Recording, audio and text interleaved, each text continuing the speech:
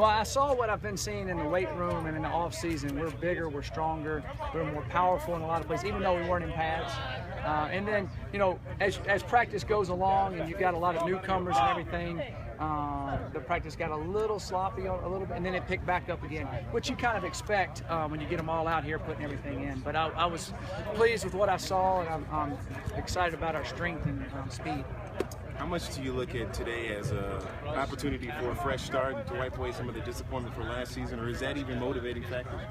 I think it's always a motivating factor, but our whole program's in a process, and I see us getting better all the time, and you know, we just got to make sure we finish the games right, and that's part of what we're talking about out here every day. I know there's still a lot to be done, but 30 days, a little less than that until the opener. How much needs to be done until you feel confident that you can field the team to come back with a victory? Well, as a coach, you wish you had 100 days. You know, you always want one more day. But I feel like that we're way ahead of where we were this time last year. I really do. And our kids took advantage of our meetings this summer, and they took advantage of staying in shape. And so I feel good about where we are. But we still got a lot of practice. We have 29 practice opportunities. We're going to use every one of them. So that's one down. But we have the rest of the day for meetings and walkthroughs and all that. So a whole day is really like one big practice. Of course, this is one of the years you had an early spring ball, right. So you can do more weightlifting stuff in the spring. Is that what paid off there? You starting to see? Yeah, no, I mean, all our numbers are, I mean, guys are bigger, stronger. We have guys that lost, you know, 10 pounds of fat and gained like 9 or 8 pounds of muscle, which is pretty amazing. And you know, our strength shows, our stamina shows. So now we just got to keep working to polish it up.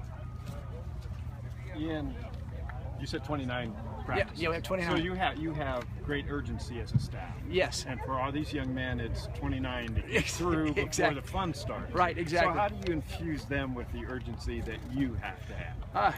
We show them daily what it takes, and we tell them everybody has 29 practices.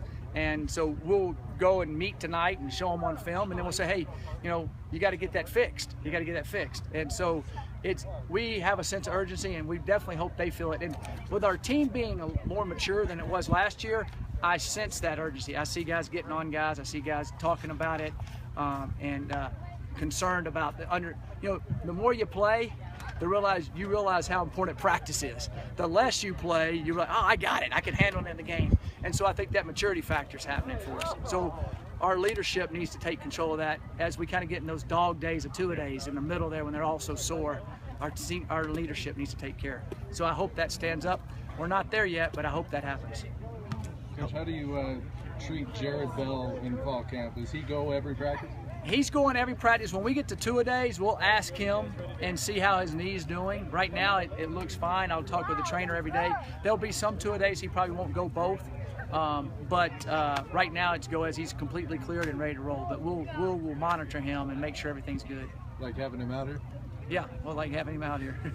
Looks like you have about as healthy a team as you've had coming into camp, but Tyler Hennington not out here. Is his situation out for the season? Yeah, it was a terrible situation. He was actually walking home from eating sushi with John Tuso, and they were talking on the sidewalk. It's the craziest thing ever.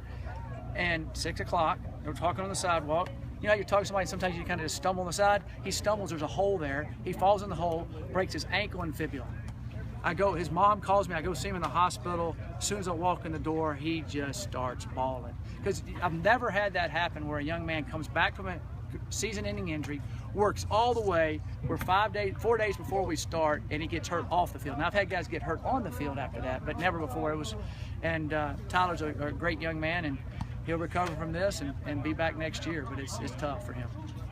Obviously, he's now a candidate for a 6th year too when he gets to that point, right? Yes, he would be. He sure would be.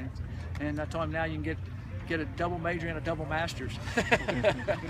So, oh gosh, it's tough. Those are hard times for a young person. For us too. I mean, to see that in his eyes. How does Seppo look going into camp? Seppo looked good. He looked good. You know, he's 240 pounds. He's 6'4". He's really defined his body better. He's throwing better, moving better. He looked good moving out here today. A big topic of the offseason, I think, has been the health of Addison Gillum. You talked about how he had that look back in his eye. Did you feel like he had that jump in his step today? Yeah, he was doing well today. He did really well, and we'll get in there and watch it on film. But he was moving around. I didn't see anything to think that he wasn't, and he was ready to go. Has Aaron Baltazar's situation been resolved? Not yet. We should know in a few days. All right, thanks, Coach.